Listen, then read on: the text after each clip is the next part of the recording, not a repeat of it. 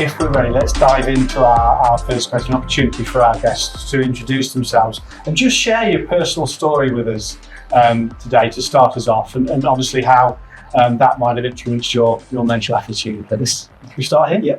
So my name's Steve Maden. My background is Rugby League.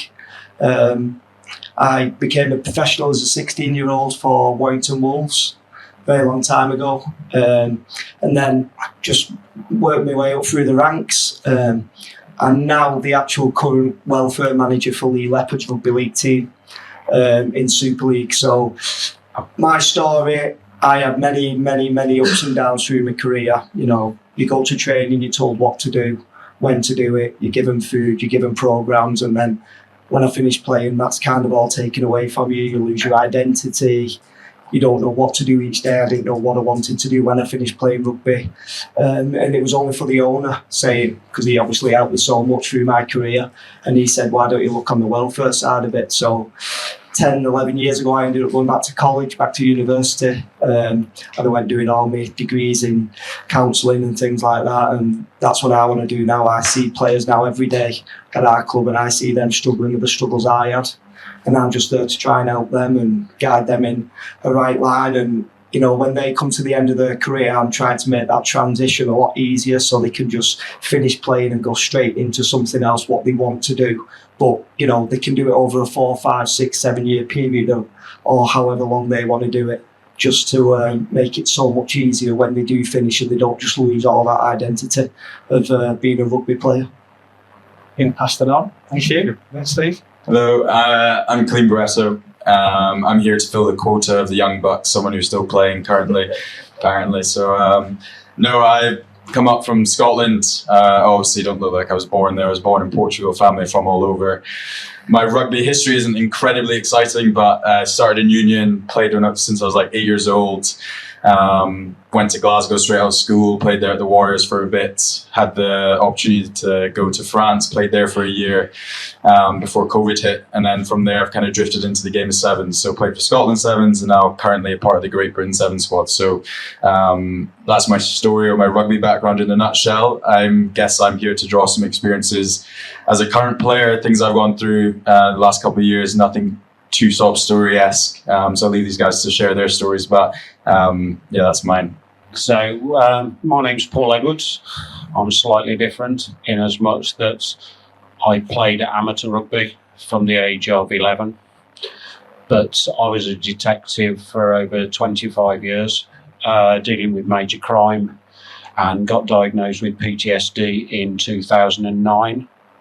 Had to retire from the police in 2016 after a number of breakdowns, and again, it was like I had no life. I didn't know what was going to happen to me. That caused its own problems. Luckily, I found NHS, it was called IAPT at the time, Improving Access to Psychological Therapies. It's now called Talking Therapies. And saw a psychologist, my third psychologist, and realised it was about time I was honest with myself so I could be honest with them. And after about 18 months of therapy, I asked if I could give something back and started volunteering, opening the door to patients, walking through the door, because I knew what it felt like, and was lucky then to be asked to talk with students who are learning how to be therapists, how it feels like from the other side of the fence. But also for me, the important thing is, I think, to break the stigma, especially for men, to say, do you know what? It is okay to talk about your mental health, and it is not a weakness to talk about it. It's in fact a strength. So I've been fortunate to work with NHS talking therapies and universities saying, do you know what? How can we improve and break that stigma? Rugby has been a massive part of that for me, and I'm a passionate Leicester Tigers rugby union fan. And in 2 years ago, for my 54th birthday, my daughter designed me a tattoo with the Leicester Tigers crest and the PTSD ribbon with the semicolon for mental health. And I wear that proudly on my left shoulder now every day as a reminder that how rugby has helped me and how it's part of my family and how I can improve my life and that of others, hopefully. Thanks, Paul. So my name is Johnny Kennedy. I'm the founder, CEO, part owner of a brand called Nubria, which is a health and wellness company. We make vitamins and supplements for the mind and body. Holland Barrett is one of our key customers, and we're actually stocked in this store as well as many others as well. But my journey in health and wellness started in rugby. I was a professional rugby player. I always wanted to be a professional rugby player. Played for Sale Sharks, big rivals of Leicester Tigers, of course. That's why I said boo until it was a bit inappropriate. But yeah, played for Sale Sharks. Somewhat fulfilled my dream of playing professional rugby, and then it got taken away from me because I had too many concussions. Had to retire at the age of 21, which obviously caused a lot of upset, sadness, hurt. We're here to talk about how but everyone needs to talk about mental health. At the time when I was 21, which was quite a while ago, it wasn't really spoken about. Mental health wasn't spoken about in rugby, and I went through 5 or 6 years or so before I launched Nubria of some tough times, but managed to harness that energy, really do some soul searching, understand the purpose, and realize that this was my journey. It was an end of one chapter, but a beginning of a new one. So that's my story. Thank you very much, Johnny. We're going to hear from our video guest today. Hi, I'm Josh Bassett. I'm a rugby player for Leicester Tigers. I took a bit of an alternative path to rugby. Started late, I was 14 years old. Started at just my local club, Amptill, with my friends, and then went to Bedford just to join their academy, and then was really fortunate to play for England in the 20s there. Bedford, a team in the league, in the championship, so it was a kind of a very new experience for me. And then Bedford was part-time, and I suppose one of the biggest things in my journey was that trip from part-time to being a professional athlete, and that's where you learn so much about nutrition, sleep, all these, recovery methods that definitely helped that journey progress. And then I was fortunate to be at Wasps for 11 years, and then I took a little brief 8-month stint to Harlequins, which was amazing. And now I'm fortunate to be at Leicester Tigers, which is one of the biggest clubs in the country. Rugby's definitely helped me through stressful times. Really fortunate in a rugby to be in that team environment, where definitely in the last kind of 5 years there's been a lot of help around psychologists, just awareness around the mental side of the game, but also the stress outside of it and kind of how you deal with it, whether that's making sure you're using your right recovery tools, your ice bath, sauna, etc., but also simple things like sleep. Sleep underpins everything, especially stress when you're putting your body under stress, being a professional athlete. And there's so many different ways you can do that with supplementation, using different things. We're really fortunate, obviously, to have a nutritionist, which allows us to keep up to date with all the kind of new tips and tricks that we should be doing to allow us to do that. But also, I think leaning on people when you feel stressed. Rugby has its own stresses, selection, injury, etc. And I think the biggest thing is, not getting too high when you're doing too well, and not getting too low when you're down, when you're injured. It's about staying level-headed. That allows you to really progress and keep that mental state where you want it to be. Fantastic. So, Josh was talking there about stressful times in life, in the game. What I'd like to ask our panel, and we'll start with the other order this time, that's okay, we'll start with yourself, Tommy. How has rugby helped you in some of those stressful times?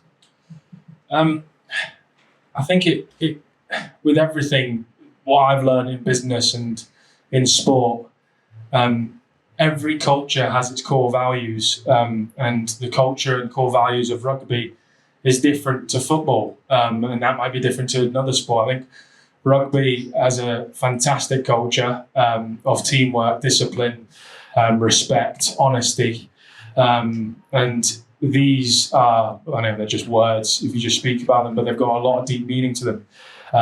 And at the time, rugby wasn't that helpful for me in terms of mental health. When I was 21, we're talking 15 years ago. So there's a lot more awareness now, but it's taken me a long time to realise those core values have actually had a really big impact on my life. And it's sort of, I know I mentioned, the door closing, window opening almost. The new chapter in my life was wellness, and that's what I feel is my purpose, to bring something, to bring vitamin products and supplements that look after the mind and body. But I'd say, resilience, being an athlete, you deal with a lot of setbacks, with injury, with not being selected. And essentially, you just got to get on with it. Judgment, you deal with a lot of judgment from fans, from your family, from your friends, from the coaches. It takes, for me, I wasn't mentally mature enough to take that at the time, but it's definitely lessons learned back then that I've taken forward, which have really helped me. Fantastic. Yeah, I like that idea about the game, having that culture, culture that helps people in all walks of life. Definitely. Thank you. I think for me it's twofold. If I look at my actual playing side, I think still playing vets rugby when I was going through all my struggles, and having lied to every single one of the teammates for many years whilst I was going through my struggles, and then actually finding when I did open up to them, everybody was so kind and understood, and it actually opened up a lot of conversations about things that they'd been going through in their lives. And I think for me it made me realise that there is a lot of people out there struggling, and sometimes if you put your head above the parapet for your own benefit, you're going to help others. And regarding being a fan of Leicester Tigers, come on, the boys tomorrow in Toulouse. My son was playing, very similar age to you guys, and I decided I wanted to go and watch the Tigers as much as I could, so I bought us both the season ticket. And my best friend now was the bloke I sat next to at Tigers, and our families are both very close. And talking to him and talking to his family helped me. So without the camaraderie of the fans, I wouldn't have been able to be as open. And it's amazing how many people you speak to who you've got a Tiger shirt on and you have a conversation, and you just feel part of a family. Excellent. Yeah, I think and all rugby clubs will have that same feeling of family, won't they? So that's sort of almost good advice, isn't it, to get out there and join that and speak to those around you. Thank you so much. Kaleem. I guess these guys have stolen my answers, so if anything's wrong, it's wrong. But no, as Johnny alluded to, values is obviously a massive part of it. How they instill that and how it kind of develops into your own life. For me, I'm still fortunately still playing, so it provides me some meaning, some purpose. But I think what it always brings me down to or grounds me as is just like remind me that I'm playing with my mates. Every time I play, it's just having like a smile on my face. It's a super simple game. You probably get in many team aspects or team sports, but for me, like that's what I've come accustomed to or probably neglected in the past was just that reminder of when I go out to train, or these guys are speaking about it before this talk starts about how they miss the changing room days. Yeah, I get to still embrace the changing room days. So yeah, that's a massive part of it, and it kind of grounds you and provides me reminders of why I love the game. Fantastic. Yeah, thank you. And just to recap, that is you still find more friends, don't you? In years to come, through that teamwork ethic that's been shared already, which is really great. Last but not least. Yeah, everyone, obviously, they've all touched on everything. For me, just personally, I just loved when you went to training, there's 30 odd different characters at training, so everyone got on with someone differently, but we all got on together as a group. And for me, that was just a massive thing for me. I just think to have 30 odd different personalities is so big in sport. But sport, for me, I just think it's like anything else. It's like your workplace, come in, and if you can work with a group of people, I just think, all work together. And that's what our job is now. I just think it's just to try and get people to realise, especially in sport, you're living the dream, and you miss it a lot more when you can't do it than when you can. Stupid as that sounds, you'll realise it when you do finish playing. Yes, yeah, absolutely. Thank you very much, guys, for that. The next question links. It's around those mental challenges again, but I want to ask particularly the professional players in our audience here. How you went about addressing. Here, pass the mic, the hot mic. But how did you actually address some of those challenges, some of those mental challenges? What's the advice, I think, for the rest of us? Who'd like to pass it in, Arden? I don't think it's funny you mentioned the professional players. I don't think it changes from whether you're a professional or an amateur. Like the values, and it's all like we were chatting about it yesterday, Paul and I. It's just like it's all relative in that scale, and everything you do or how you approach the game from when you're 8 years old to when you're, I won't say it, however it may be. Those values and everything still instilled, they're still the same. So I don't think it varies between them, and I think you hold them through. So you'll maybe touch on it how. No, thanks, Kaleem. Yeah, I just think that, it's really interesting having this conversation with Kaleem and thinking about my career as a detective. And one day I was sitting in the Court of Appeal, talking to law lords about cases. And then the next day, I was on the scrap heap with no light. And I think that I had to look at the values I'd learned in the police and from rugby about what I could take as benefits. And the integrity and the honesty was something I really felt passionate that I could bring into the rest of my life. And the most important thing was to enjoy my new life and to enjoy my new life in a different way. And I hit the gym and I try and work out. And as I said to Steve earlier, if I trained twice as hard but didn't talk half as much, I'd only be half as happy, because the gym to me is a community. And the time I spend talking to people whilst I'm at the gym and whilst I'm exercising is just as important for me mentally as it is for physically. And I think that's really true in as much that you find the community elsewhere once you've stopped your career, but it's important to go into those environments. And somebody once said to me, if you play a team sport, you will never be lonely, because if you move away for where you live, all you have to do is go into a local club and there's somebody to have a beer with, chat with. And I think that's really important to instill with, youngsters when you go off to university, you won't be alone. Fantastic. Thank you very much for that. Either of you want to add anything around that professional side of the game and link to any other ways that we can find support? For me personally, I had many ups and downs when I was playing, especially towards the back end of my career. And like we've all said, the big thing is just coming out and speaking about it. Like it's easy for us to say it now because we have done it. But you come out and speak and tell somebody, and you'll be surprised how many more doors come and open up for you. And there is light at the tunnel.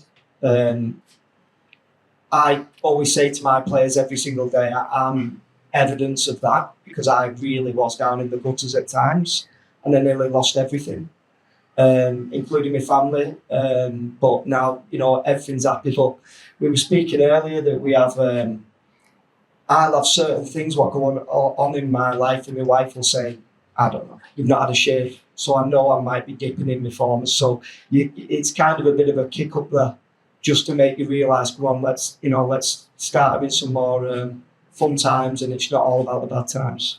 Yeah, thank you. We were speaking earlier, yes, about these little tells that actually you wouldn't spot yourself, but perhaps those closest to you do spot. And then again, if we have that honesty, that they can share that with you. I think you talked about a safe word, or a safe, did you? Yeah, we came up with something that my family could see when I was struggling and I couldn't. I knew what it felt like inside, but I didn't realise the emotion I was showing outwardly. And to be asked, is everything okay, was the worst thing they could ask me. So we came up with a little code that my wife could say to me, or the kids could say to me in public, which was, would you like some chewing gum? And that meant that there was a physical tell that they could see I was struggling, and I could then learn over the time to feel what was going on inside, opposed to what I was showing outwardly that I didn't understand, but they saw. And I realised I was better when one day in public my wife asked me if I wanted any chewing gum, and I sat there and thought about it, and I thought, no, I don't know what it is. And I said to her, no, you've got me. What have I done? She went, did you clean your teeth this morning? And it just made me realise that actually it was better, because I was looking inside, but actually it was a totally different reason. And she just really did say, do you want some chewing gum? Thank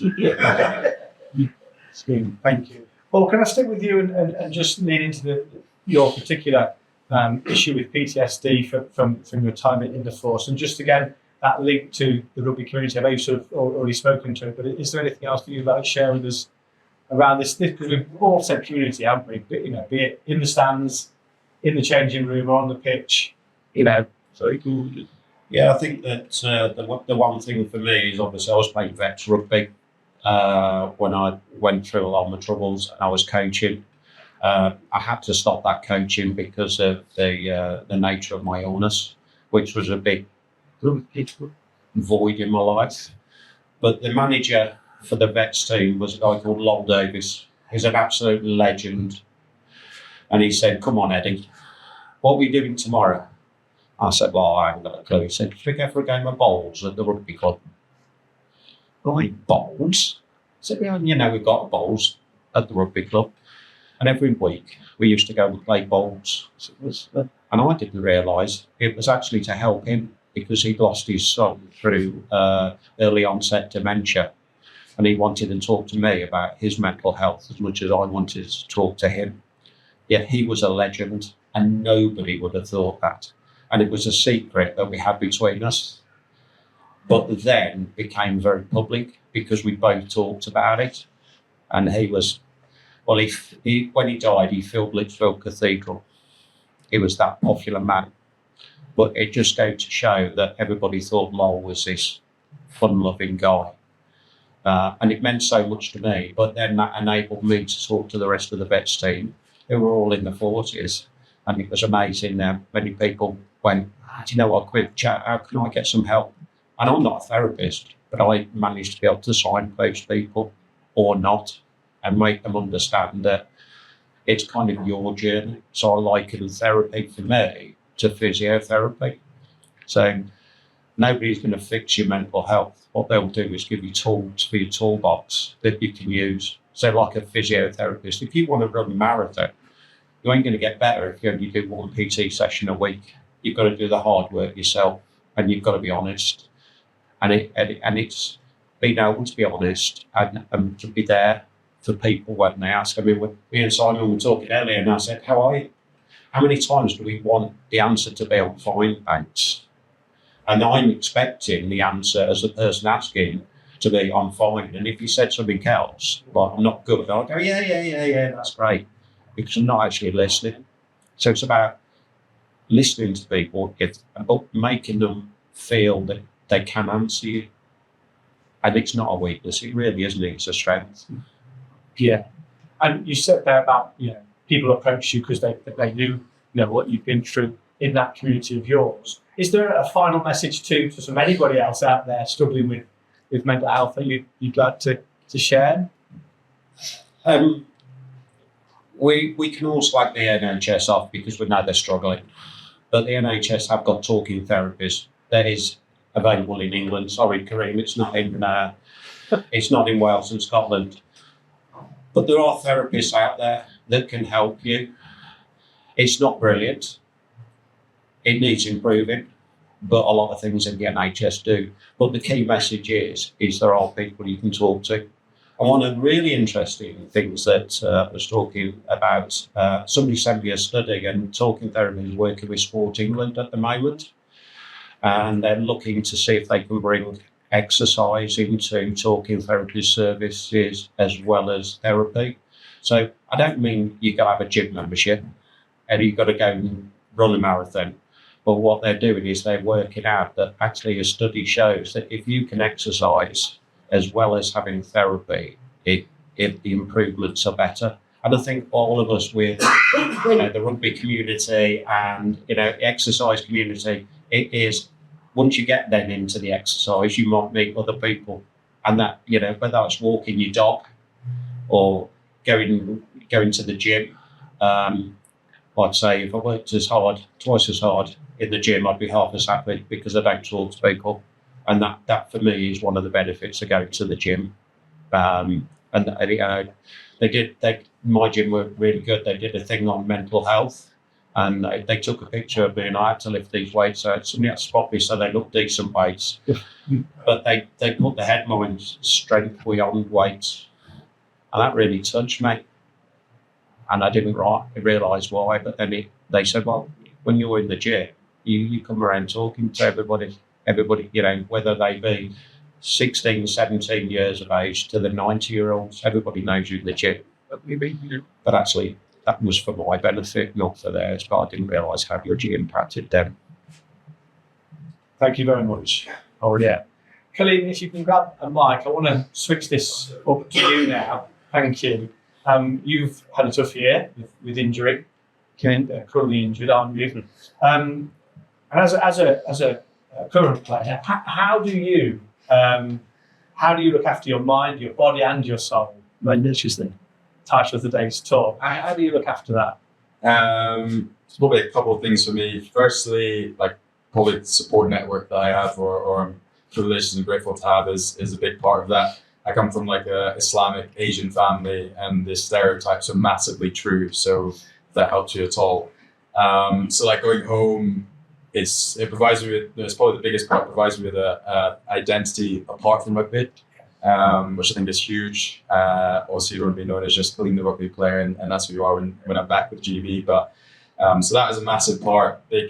My great grand still comes to me and tells me to stop playing every day. So that's still a huge part of it. And then secondly, probably the biggest thing injury-wise that I've learned the last couple of months, or I'm starting to learn, is how I need to, or I'm working on embracing my emotions as opposed to intellectualizing them. So for me, I'm a huge, and maybe us as humans, in our nature, is always think about the next thing. And I would overanalyze everything I did. Why do I feel that? I shouldn't feel that way. I need to keep moving forward. And I think maybe because it forced my hand, the Achilles injury, and being out for a set 8 to 12 months or whatever it may be, it kind of forced me to stop and be like, okay, it's okay to feel certain things. It's okay to probably had more tears in the last 3 months than I've had in the last 3 years. And I was almost just getting comfortable doing so.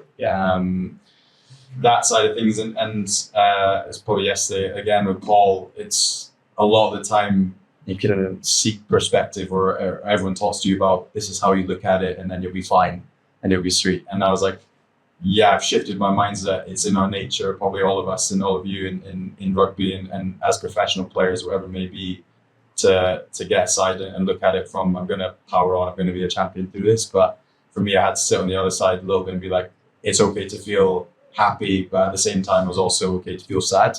So when I'm watching them play or whatever it may be, I can feel or two emotions can coincide. So for me, that was a big part. I instead of detaching from my emotions and just getting through it, it was like, can I actually allow myself to feel them? And in that way, hopefully I can face some emotional healing. Essentially. So that's probably the biggest part. That's good advice. Good advice to self-awareness, isn't it? Just understanding what you're going through and that it's okay to do that. Thanks, Gabal.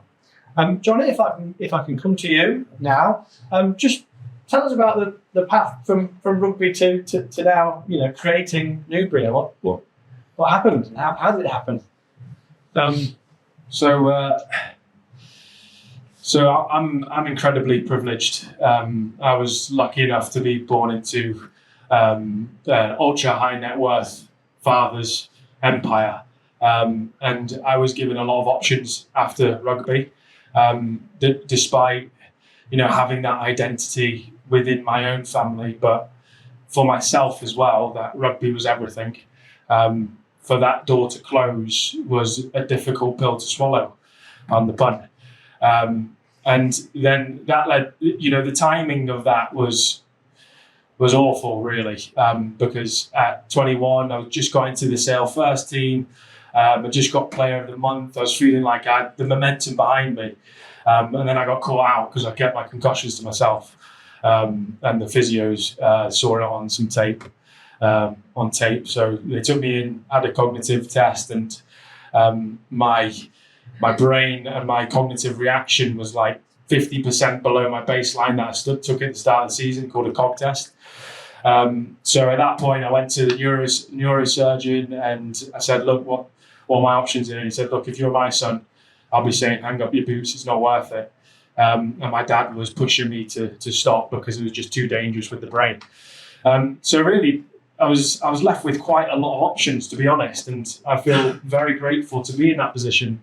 Nonetheless, I was going through a lot of difficulty mentally. But I was very, very lucky at the time because just as I hung up my boots, I managed to get in contact with who is now my beautiful wife, who's sitting in the front here.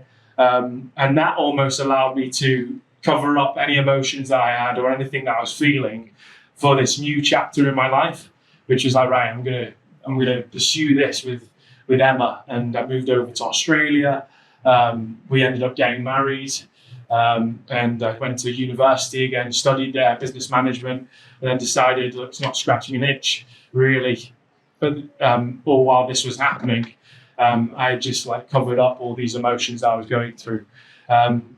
So then I went into the family business, moved back here, went to the family business, built a wind farm up in Scotland in Fife. It was interesting, wind farm, but it's not like sport. So never really scratched an itch for me. And then I really did a lot of soul searching. And I thought, right, I've got a really great opportunity here. I'm so privileged. I've got the opportunity and I want to do something I'm really passionate about. And health and fitness was something that I was always very passionate about. This industry, the vitamins and supplements industry, was something that I was very interested in because I saw there was a big gap in the market for a brand and products for the mind as well as the body. It was very physically sort of orientated, how you look in the mirror with protein supplements, or how many followers you got on Instagram or anything like that. So I was very interested in that area, saw a big gap in the market, and within 18 months I managed to find the scientists to build the products, to formulate the products, and 7 years later we're here. Yes, indeed. And what's next then? What the growth of Nubria? Is there anything exciting coming soon? Or yeah, so we'll take it. I mean, we've launched. I think it's 15 new products in Holland Barrett last year, and internationally we're in 35 different countries. I'm massively ambitious. I want to create a globally recognised brand, to be a leader within health and wellness. But the key difference for us is a leader within health and wellness that caters for the mind as well as the body, not just the body. And caters for both in equal measure because both are as important as each other. So big plans. We want to be a top 5 supplier of Holland Barrett. So we've got a really good relationship with Holland Barrett, and we've got some big plans to open up new countries and improve where we're going. Fantastic. Sounds like we're aligned then. As the Holland Barrett representative, we're also trying to get out into more countries, and so we'll join you on that journey, and hopefully we can help you along the way there. And anyone watching that's in the departments that could really help, spend there, then let's do that. Thank you. Thanks for that. Kaleem, if I can just come back to you, because I know you mentioned social media there. You do quite a lot of work, I think, with mental health on the social platforms. And really what I want to know is what advice you'd give Kaleem 2 years ago. 2 years ago. 2 years ago, that's a unique one. 2 years ago. So what have you learned in the last 2 years? I suppose the question is really asking. Last 2 years, I guess still comes under. The first thing was probably to back myself. I guess that's on and off the pitch. But firstly, as you do as a youngster, if you're kind of on the peripheries or wherever it may be, it's quite easy to go into your shell, to hide away a bit and be that bag holder, wherever it is in amongst it. And I think for me, I lost a lot of opportunities before that, or I was battling things and thinking too far ahead with selections, etc., contracts, wherever it may be. And that kind of diminished my ability or to express myself, to fulfill my potential, or whatever it may be. Secondly, and probably become more prevalent this year, is getting comfortable being authentic, essentially. So just being myself. Yes. I think it's very easy, and maybe some people can relate to become a strong people pleaser, to be the person that everyone wants to like and whatever, especially going into this year with the idea to captain the squad. I think a big part was I need everyone to like me, I need everyone to get on board with, whereas it's not necessarily the case. You can still be someone that someone doesn't fully like, but they still get on board with. They have the same values, share the same goals, and that's absolutely fine. So that, and obviously I do a bit more work in terms of the diversity and inclusivity side of things, probably echoed a bit more in terms of growing that in the sport and allowing me to be myself. I've neglected a lot of parts of my life in terms of faith, culture, whatever that may be in the game of rugby, and that's been due to probably ignorance, which isn't always bliss, and wanting to search for the next contract and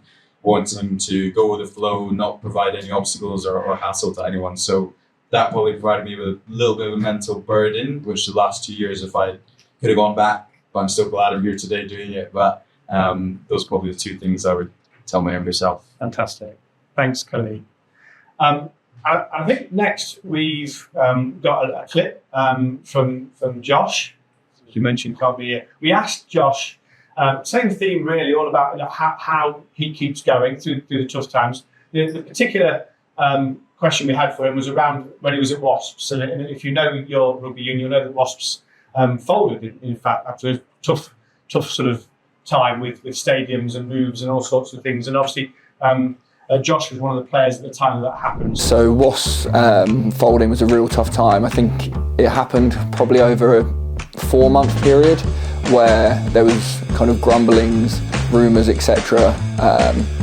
But you know, as a player, your job is to focus on the rugby because that's what you can control. And as part of the leadership team there at the time, we really try to focus on that and use it as a way of kind of unifying the squad in a really difficult time. We were fortunate as a team to kind of have each other to lean on, making sure we were talking to one another. I think that was the biggest thing. It was don't suffer in silence. It's definitely helped me become more mentally strong as a person, but it's definitely something that I'll hold with me forever. You know, that feeling in that room that day is something I don't want to feel again, and I'm fortunate to still be in contact with a lot of the lads and best friends with some of them. So we still, you know, talk, and it's really hard to not kind of get that closure on a club that you've been at for so long.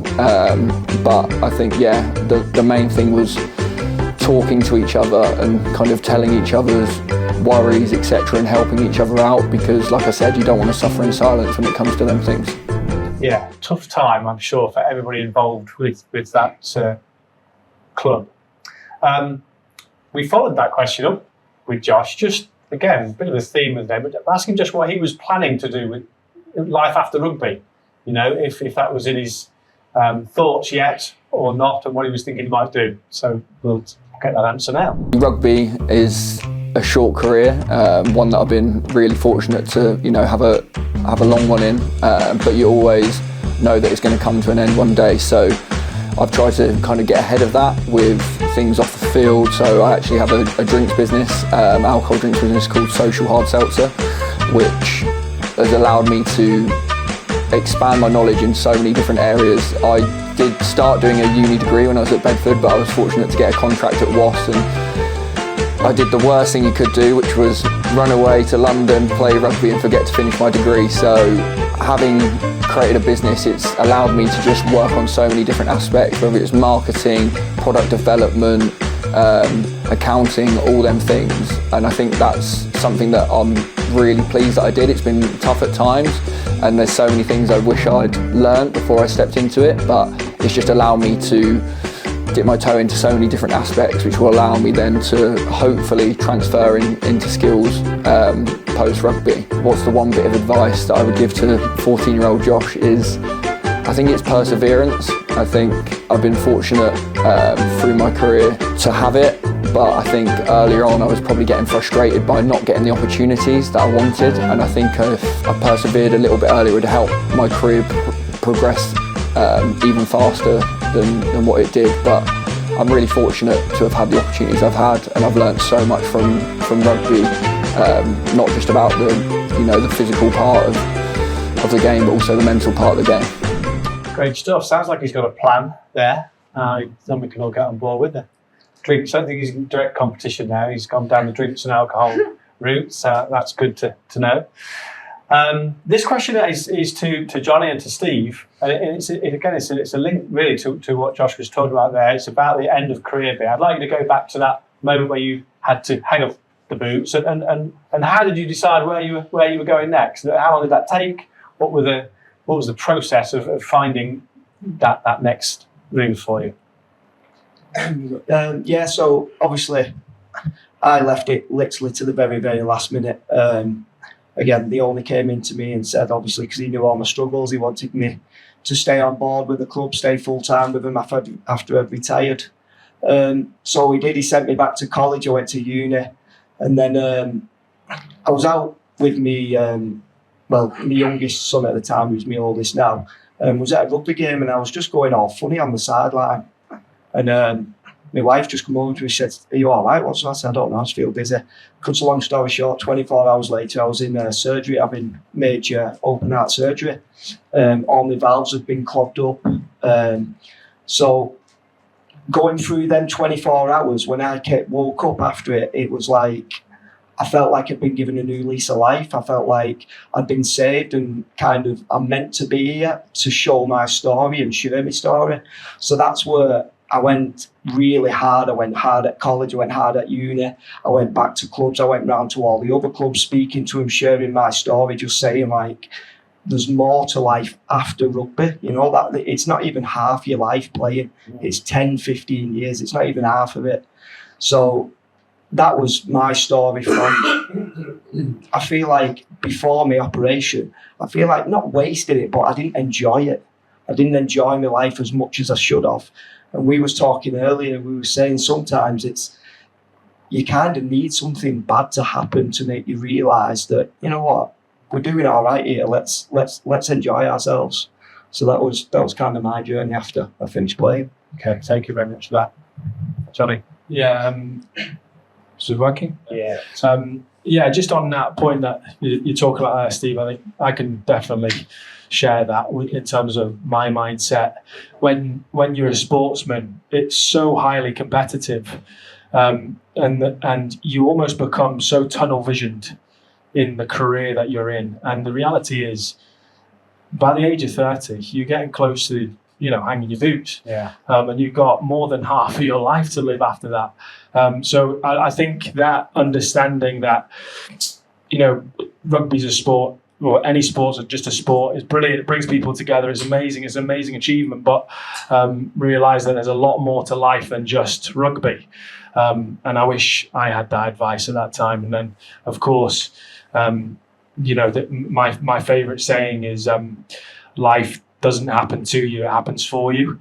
And I genuinely believe, that thing that happened to me with these concussions has led me to creating this health and wellness brand where, we're really making a difference. And actually I feel really fulfilled with what I'm doing in this chapter. I never thought I'd ever get there. So it's just I suppose having that understanding and awareness to be open-minded to other things. Preparing for that. Yeah, no, good advice. Like you say, it's unfortunately a short career, and there's a lot more of life after you're 30, is there not? Or 13. So any other advice to anybody else in that situation currently, coming to or at the end of their career with regards to the sport, and what other advice you'd give them? I think the ability to adapt and finding your passion, find something that you're really passionate about, that you have as much passion as the leading player or leading company or leading brand within that industry. If you find your passion, you're going to wake up in the morning, you're going to be excited to doing what you're doing, whatever that is. And I think that's been really important to me. Thank you, Johnny. Steve, any advice for anyone in that situation? Again, you've hit it all on the head there. Just, there's there is that buzz again, like you say, when you go out playing that game, that you get that buzz of going out, and you get that buzz when you're in the dressing room. And I do believe there is another buzz for you in life. And my job satisfaction I get is when I've got young lads now who come full-time at 17, 18, 19, when they come back to me at 23, 24 and they've just got a degree in such a thing, or they've just qualified in something, for me that's a real achievement. I feel like, oh, do you know what, I've really helped that kid.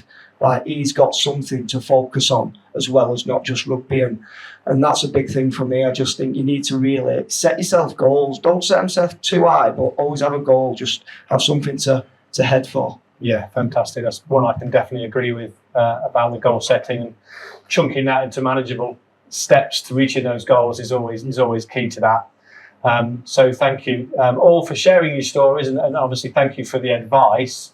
I'll open it up to you sort of as just a broad last opportunity to speak to those wanting to hear from you about what you've been through and what your advice is. So anything you've not had a chance to sort of share with us today, this is it. Please do. It looks like you're ready to go. I think from the non-professional, but somebody who's had their life changed potentially overnight, but not overnight, because it took 7 years for me to retire. I always ask people if they've got a good work-life balance, and anybody who puts their hand up, I tell them they've all got it wrong. You should always have a life-work balance. And the only reason I say that is it doesn't stop you working hard, but actually if you always have a work-life balance, you're always thinking of work first and not, as you were talking about, what the life drivers are. So I still try and work hard and get up in the morning to show my kids I've got a work ethic, even though I haven't got a job, because it's important. But actually, my drivers are my life now, and I have built a life afterwards. And when people say to me, why did you join the police? I now say, I think I joined to get ill, to get better, and now to speak to people and do something I'm really enjoying. And that's just the mindset I've turned around. So if somebody says to me, no, I just think that means next opportunity. And if somebody says, I think I've failed, I've said, well, no, that was your first or further attempt in learning, and move on and keep that driving force behind you, but don't give up. But if you are struggling, people there to help as well.